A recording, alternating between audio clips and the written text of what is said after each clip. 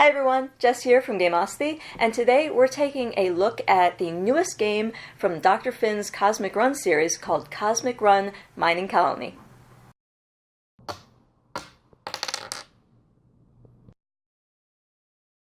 Cosmic Run Mining Colony is a tile-laying and set collection game for 1 to 2 players. For this preview, we'll be covering only the 2-player game.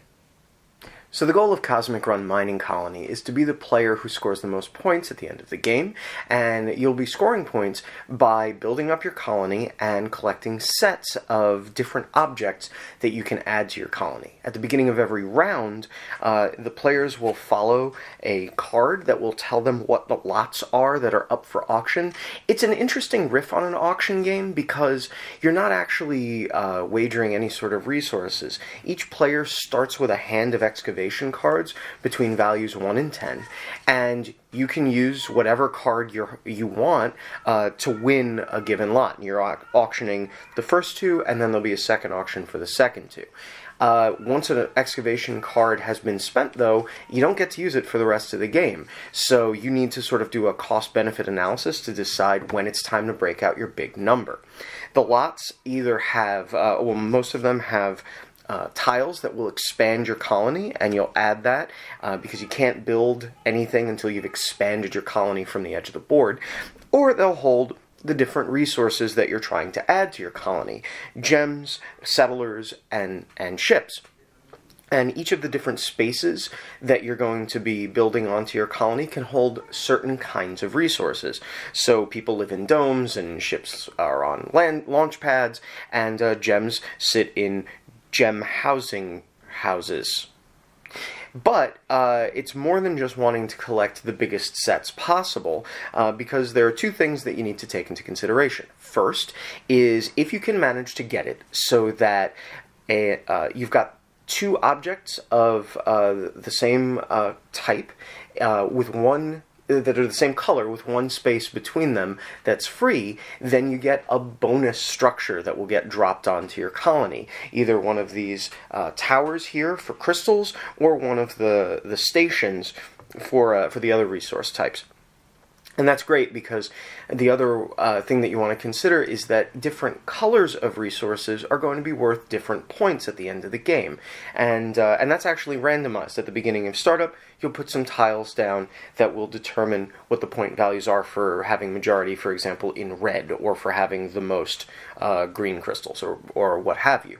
And so being strategic about which lots you're aiming for has this little thinky thing on the first end where you're deciding what card you want to burn, and it's also a little bit of strategy on the back end, deciding how you're laying out your colony, where you're putting resources, because resources that you can't immediately place in your colony or on your staging area, both players get one of these. If you can't place it, it just gets lost, and you may find yourself having overpaid for nothing.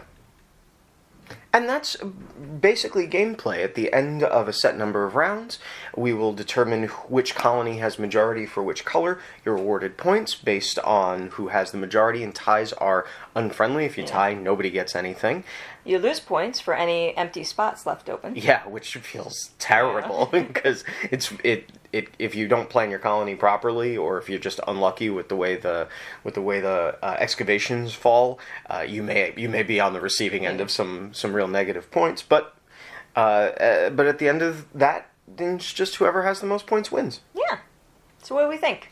Well, I think it's interesting in the sense that I really like the riff on the auction mechanic. I like that. I keep saying auction, but it's not exactly an auction.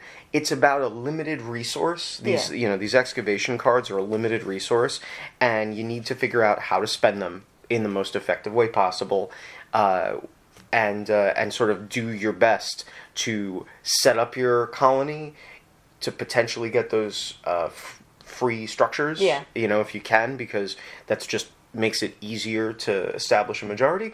And I think that's really interesting. I like the little efficiency puzzle of how to use the cards.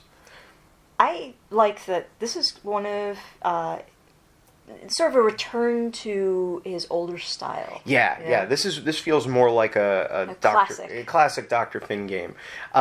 We've been fans of Dr. Finn's games, Steve Finn, designer, for a long time now, and it feels like he's been designing more and more complex games, which is awesome. Yeah. This is not that, right? I mean, it's lighter and faster and not as complex, so it's easier to engage. You learn it so fast and you get through it so fast. Yeah, I mean, when we play it now, it's over in 15 minutes. 10-15 minutes if we're just at a real steady clip. But what you say is absolutely true. It's very easy to engage, and this is not.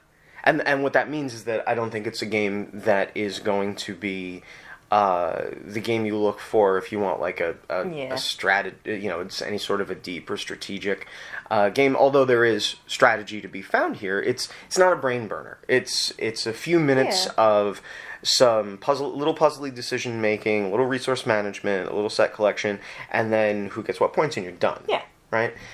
It's the kind of thing where, if you're a couple, you can order dinner and then play it before the food arrives. Yeah, absolutely. Yeah, if you get takeout, you will be done before delivery gets here. Yeah. And to your point, that's a return to sort of Steve Finn, King of Fillers moniker. That's what he's famous for. That he's earned. It's not that he's incapable of designing heavier, more complex games. It's that he's really good at designing these lighter and filler games. And so I think that's who it's for, right? Yeah. Someone who's looking for something light and quick to engage, or if you're trying to teach someone about tile laying, this might be good. Oh, yeah, because there's no hidden information, right? It'd be very easy to sort of coach someone along. Yeah, it could be like, oh, this will be good for you here. Yeah, you probably want this excavation lot, so, you might want to spend a big card or whatever, and then you mislead them and teach them wrong, and then then you try to frame that as a lesson, and the betrayal is painful. But anyway, I think you've completely got it right. I think this is a fantastic introduction to this sort of game, and at the same time, I think it fills that filler space of something that's a cool down between sessions, or just it's an appetizer game. Yeah. And what's really cool though is, despite everything I just said, we know that this production is probably going to be a higher quality production in many ways. The art's already fantastic. Yeah, the art's really nice, and prototype components aside, we know that a big priority for Steve is the quality of production of this game. So that's one of the things to look forward to as this Kickstarter kind of ramps up, is you're going to be getting a really tight 1 or 2 player game that has some really nice production behind it. So I think that's exciting. I think that's cool. Yeah. I think overall it's a great little game. Yeah. There's not a lot of bite to it, but if you're looking for something, it's an aperitif. Yeah. But yeah, you should definitely go check out the Kickstarter, especially if you're part of a gamer pair. And as we said, we didn't cover the solo rules as part of this preview, but they are there. So if you're a solo gamer, or if you're part of a gamer pair that sometimes has to play alone because your partner has better things to do sometimes, then this is definitely one to consider. So that's our Kickstarter preview of Cosmic Run Mining Colony. Check out that Kickstarter. I'm Andrew. I'm Jess. We'll see you next game. Bye.